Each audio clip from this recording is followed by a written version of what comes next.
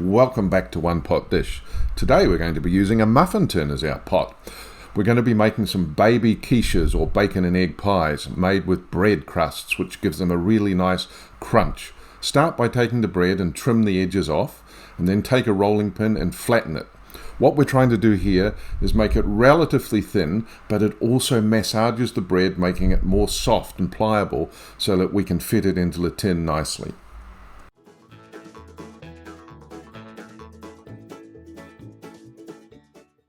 Choose the right size muffin tin. This one's a little bit small, so we decided to move on to the next muffin tin, which is just slightly deeper, and it lets the bread sit in a little bit better. So here you can see it, only 6 we're making. I really wanted to have 12 because I love these. Work your way round each muffin tin slowly, getting the bread in. Now it's fine to go back and do it again, just to seat the bread in well. Really important. And what the next step is to take that, pop it into the oven for about 3 to 5 minutes just to harden the bread, and that will stop the eggs seeping into it, and you're going to get a nice, crispy, beautiful mini quiche.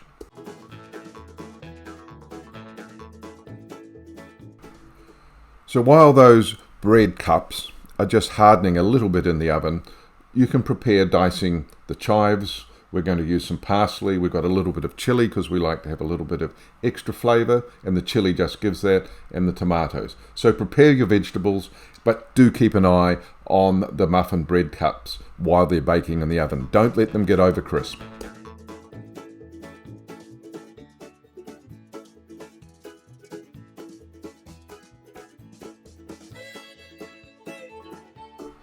Here we're chopping up the parsley. Chop it up reasonably fine, because you don't want it to be stuck in your mouth. You want it to actually blend in with the flavour. And we're going to do a similar thing with the chillies. We're putting 2 chillies in here. These are not particularly hot, so don't be afraid of them. Now, if you want to test the chilli, you can actually touch the tip that you've just cut with your finger. Put the finger to your mouth or to your tongue, and you'll get a feeling for just how hot that chilli is. If you don't like chillies at all, just leave them out. But we find they just add a bit of vibrancy and flavour to the whole mini quiche, particularly if you season it well, of course, with salt and pepper.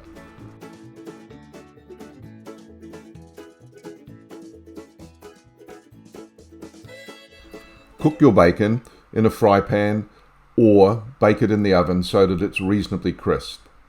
And then cut it into reasonably small pieces so it mixes well with the eggs that you're going to be mixing up shortly.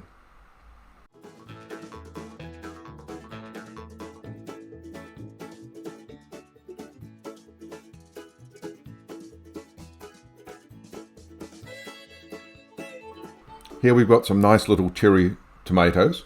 We're going to be doing 2 things with these tomatoes. Firstly, cutting them in half, but then we're also going to dice some of them up into smaller pieces so that we can mix them in with the eggs and the bacon and the chives, just to give that extra flavour.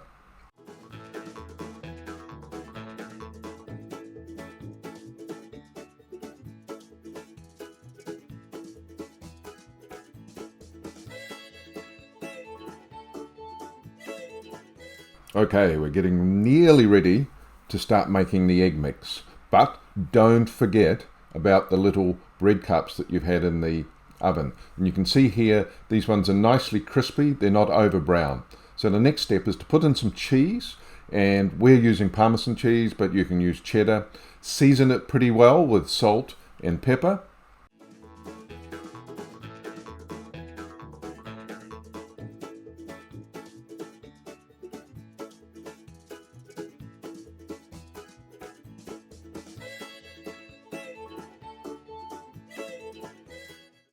Now we're getting to the exciting part. Take a fork, you don't need a whisk, and really you just need to mix it around so that everything is nicely mixed together. You don't need to aerate them too much.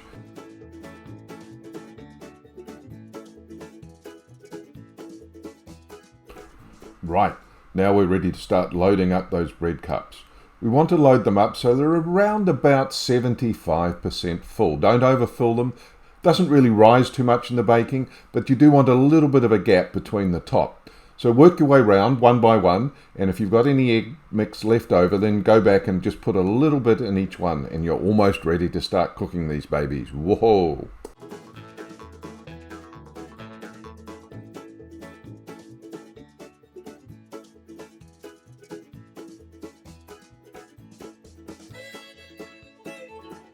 Now the last step is really to place those halved tomatoes on the top, just for decoration, and in they go.